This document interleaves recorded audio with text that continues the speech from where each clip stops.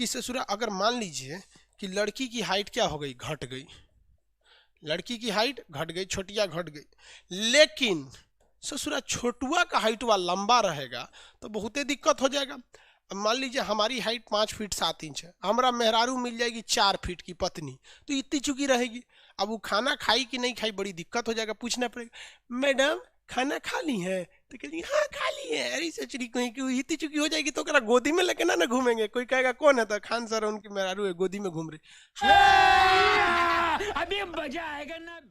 तो हमारे ब्रेन का पीयूष ग्रंथि हमारे शरीर में क्या छोड़ता है, एसटीएच, और वो पूरे ब्लड से मिल जाता है और हमारे शरीर को क्या कर देता है, लंबा कर देता है। लेकिन जिसके शरीर में सोमेटोट्रोपिक हार्मोन कम रहेगा, क्या रहेगा, कम रहेगा, उसका शरीर ज़्यादा नहीं बढ़ेगा। तो आपसे हम कहते हैं कि शरीर में वृद्धि यानी हाइट को वृद्धि को नियंत्रित करता है कौन, तो सोमेटिक ट्रोपिक हार्मोन एसटीएच। अगर हमारे शरीर में एसटीएच ज़्यादा तो हम बहुत लंबा, और एसटीएच अगर कम तो हम बहुत नाटे। अब आप बताइए हमारे में ना ज़्यादा है ना कम है, क्योंकि हमारी जो हाइट है वो 5 फीट 7 इंच है। हम 6 फीट के हो जाते तो लंबा कहलाते, और केवल 5 फीट के रह जाते तो कहते खान सन नाटुर है। समझ में आ रहा है कि नहीं आ रहा है? तो हम किस में आ जाते हैं, लंबा में। नहीं दिख रहा है आपको, तनिए से ऊपर बोर्ड है, बोर्ड खत्म हो जाएगा यहाँ पे, हाइट मेरा ठीक ठाक है, समझ में आ गया। लेकिन एक चीज ध्यान दीजिए, जितने भी लंबाई बढ़ाने वाली दवाइयां होती हैं वो आपकी लंबाई नहीं बढ़ाती है, वो आपके ब्रेन पर असर करती हैं, और एसटीएच हार्मोन ज़्यादा से ज़्यादा निकालने में वो मदद करती हैं, ताकि आपका शरीर क्या हो सके, बढ़ सके।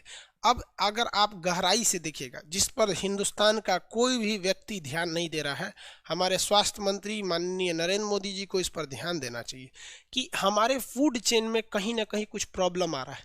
हम जो खाना खा रहे हैं इसमें हम खेत में जो यूरिया पोटास डाल रहे हैं, इसके दो असर पड़ रहे हैं। वो यूरिया पोटास जितने भी चीज़ डाल रहे हैं हम, सुपर फास्फेट, ये जड़ सोख ले रहा है और धीरे धीरे उसकी कुछ कुछ मात्रा हमारी अनाज में आ जा रहा है, और हम अनाज खा रहे हैं तो इनडायरेक्टली थोड़ी थोड़ी खाद की मात्रा हमारे शरीर में जा रहा है, और वही स्टोर होकर पथरी हो रहा है।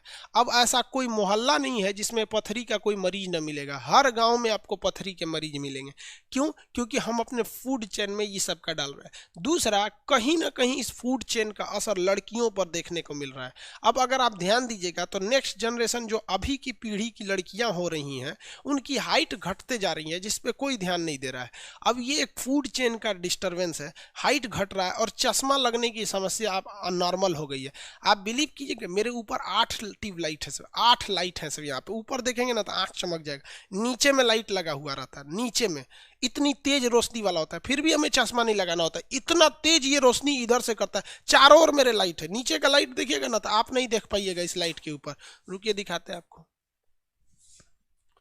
दिख रहा है? इतना भयानक हमारे चेहरा पे मारता है।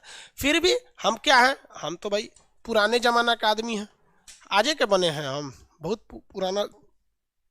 ओकरे पे देख लिया, अखिए चौंधी आ गया। तो हम लोग का रोशनी आज भी है।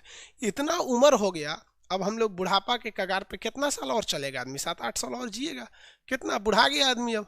तो इस उम्र में भी आँख नाक कान सब बढ़िया है, लेकिन आने वाली पीढ़ियों को देख रहे हैं बहुत डिस्टरबेंस हो रहा है।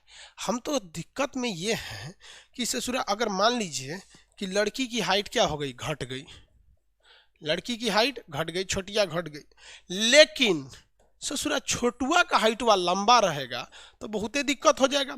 अब मान लीजिए हमारी हाइट 5 फीट 7 इंच है, हमारा मेहरारू मिल जाएगी 4 फीट की पत्नी, तो इतनी चुकी रहेगी।